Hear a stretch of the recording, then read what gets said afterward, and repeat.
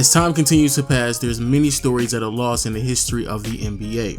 Stories of sacrifice, winning and losing, and as recent, a lot of stories of what possibly could have been if certain transactions or trades fell through, and being extremely optimistic, many of us have made what if videos. So in today's video, what I decided to do was shed light on one of the less known stories that occurred during the summer of 1972. And this story includes two of some of the most exciting players that have ever entered the NBA, with Dr. J and Pete Maravich.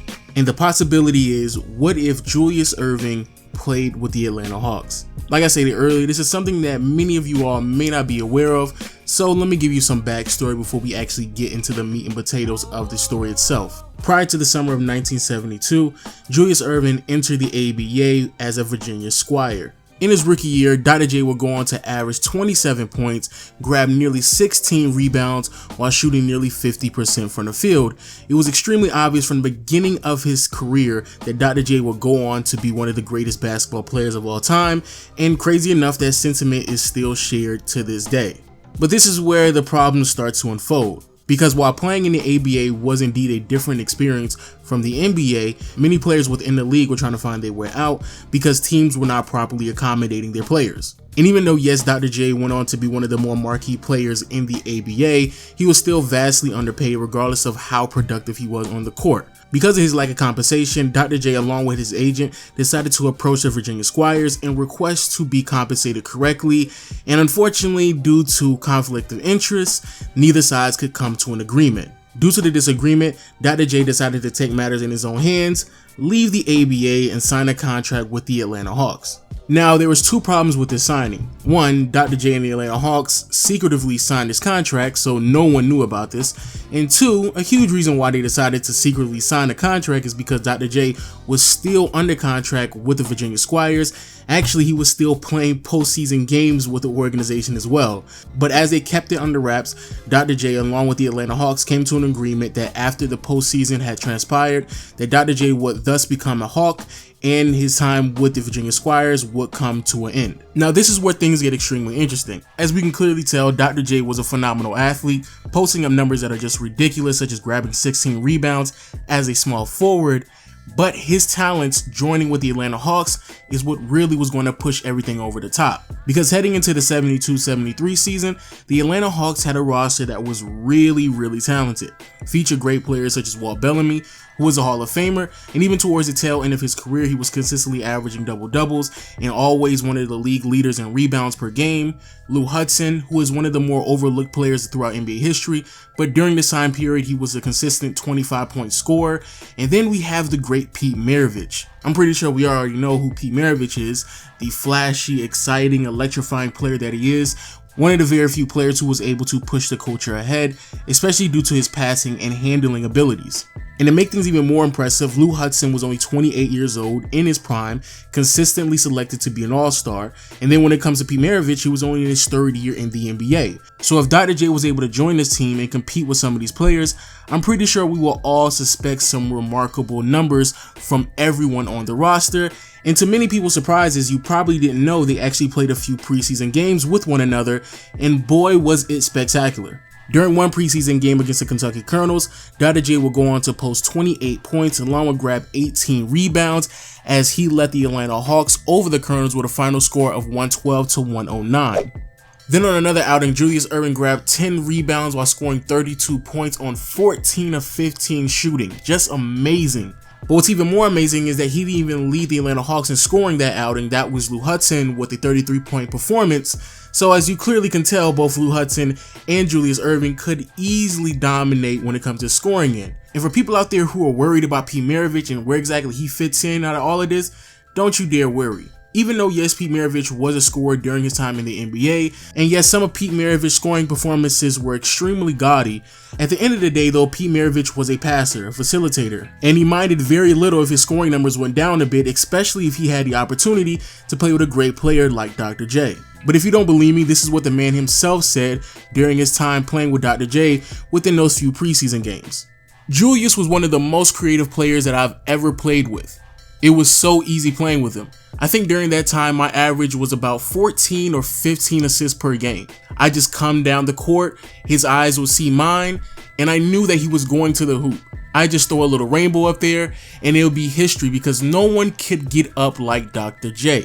And he is completely right. I mean, let's just be honest. Dr. J was vastly ahead of his time. He was extremely athletic. He could get up there, grab lobs, and throw it down as we all remember him to do so. And then when it comes to Pete Maravich, very similar to Dr. J, but just in a different aspect, he too was ahead of his time. His genius was shown with his ball handling abilities and his timing on his passes. And it didn't take too long for Dr. J to realize this as well. I remember those exhibition games. I would just grab the rebound, throw it out to Pete, and get on the wing. Pete would always find you. He got his points, but he loved to pass the ball. He could find you in full stride in a place where you could do something with the ball.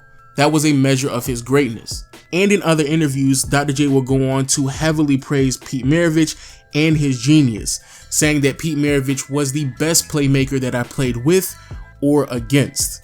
Now, I'm pretty sure many of you all are trying to figure out, well, I've never heard Dr. J play for the Atlanta Hawks, so something must have happened. And unfortunately for all of us, it was a short-lived time with the Atlanta Hawks that only consisted of a few preseason games. And why this happened was for several reasons. For one, like I stated earlier, Dr. J secretively signed a contract with the Atlanta Hawks, not letting anyone know whatsoever. Because of this, no one was aware what was going on, which obviously prompted bigger problems. You had certain NBA teams who assumed that Dr. J was eligible to be drafted in the 1972 draft class, so because of this, with the 12th pick, the Milwaukee Bucks decided to select Julius Erving. And then on the other hand, Dr. J's agent was still in contact with the Virginia Squires, and eventually they came to an agreement on a contract for Dr. J for him to return to the ABA. So now, during the summer of 1972, there is a love triangle for arguably the second greatest player in the world. Now, when it comes to the Virginia Squires and the ABA, Dr. J personally had to tackle that beast by himself. However, when it comes to the Milwaukee Bucks and the Atlanta Hawks, that was an NBA problem. And because it was an NBA problem, Walter Kennedy, who at the time was the NBA commissioner, decided to lay a heavy hand on the Atlanta Hawks to prevent them from playing Dr. J any games whatsoever by telling them that if they played him, they were going to fine them $25,000, which at the time was the highest fine in league history. And quite honestly, take a step back real quick, that's pretty ridiculous. Fining a team $25,000 even though they signed him on contract, that's a bit ridiculous, especially for the 70s. But like I said before, they played Dr. J anyway. They played him for 3 out of the 4 preseason games that he was available, and they got hit with a $25,000 fine every single game. Now obviously, as time continues to progress and the more games that Dr. J played with the Atlanta Hawks, the bill started to climb a little bit, and before you knew it, the Atlanta Hawks had to fold their hand and give up on Dr. J in the pursuit of having him on the roster. But with that also being said, because legally speaking he was still bound to the ABA with the Virginia Squires, the Milwaukee Bucks missed out on him as well, and he never played for that organization either. Which then leads us to the tail end of the story. At the end, the NBA personally fined the Atlanta Hawks $100,000. In addition to that, they had to give the Milwaukee Bucks $150,000 along with 2 second-round draft picks, which is ridiculous and it makes absolutely no sense because I do believe that's a bit excessive. Then when it comes to the Milwaukee Bucks, they obviously and unfortunately missed out on Dr. J, and boy would a combination of Dr. J and Kareem be extremely special. And then when it comes to Virginia Squires, because technically speaking he was still under contract even when he secretively signed a contract with the Atlanta Hawks, he was bound to play in the ABA for the next few seasons. Now this story is really interesting for multiple reasons, but also vastly unfortunate for the NBA and the casual fan. For one, just think of the potential of the Atlanta Hawks at the time if they were able to keep Dr. J on their team.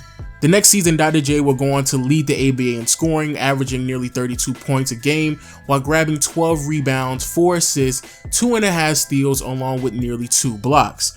And then moving on to Atlanta, even without Dr. J, they had a fairly successful season.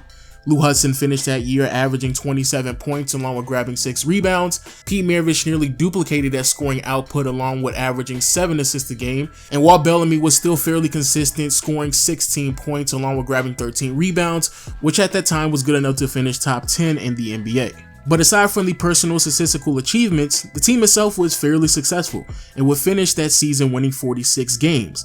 And if there is one quote that I have to pull out to give you an understanding of how dominant this team potentially could have been, it has to be from Cotton Fitzsimmons, who was a coach for the Atlanta Hawks that season. With Julius Erving, I saw us as one of the great teams. I saw us as potential champions. I saw myself having an easy job. We won 46 games that year in Atlanta. Give us Doc, and we'd have been pushing 60. But probably the biggest what if out of this entire situation is how dominant they would have been for the next several seasons. And the reason why I say that is due to the time period this all took place in. Again, all of this took place in the summer of 1972. During the 70s, you can make a very legitimate argument that the NBA was at its weakest. When it comes to some of the great players and teams in the 60s, such as Wilt Chamberlain, Oscar Robertson, and Bill Russell, they had already retired or they were slowly but surely diminishing. Then when it comes to the players that were supposed to dominate in the 70s, they either suffer from injuries that completely changed their entire career, such as Willis Reed or Bill Walton, or due to drug addictions, it altered several players' careers, such as David Thompson. But probably the biggest reason why the NBA was so thin when it comes to talent is because it had to directly compete with the ABA when it comes to great ball players, such as Artis Gilmore, George Gervin, and obviously Julius Erving. Because of this, there was no real marquee franchise or player or team during the 70s. So that means that the entire 70s is really up to grabs. So if you could just imagine Pete Maravich running point, Lou Hudson at the 2, and Dr. J, who at the time was arguably the second greatest player in the world, all on the same team with one another, they would have easily ran through the 70s, won multiple championships, and been recognized as one of the greatest franchise along with team that has ever graced the NBA. But hey, that's all a what if, and unfortunately none of it happened. Everyone else had their regular old careers, and here we are now, vastly overlooking great players such as Lou Hudson, Pete Maravich, Walt Bellamy, and I really don't think a lot of people thoroughly understand how dominant Dr. J possibly could have been, especially if he played for the Atlanta Hawks. If you enjoyed this video, please let me know about it in the comment section below. If you even knew about this, please let me know in the comment section below. If you want to hear more stories like this, make sure to thumbs up, and also hit the subscribe button to be updated on all the great NBA content that I put on this channel. And with all that being said, people, I'll see you all later. Peace.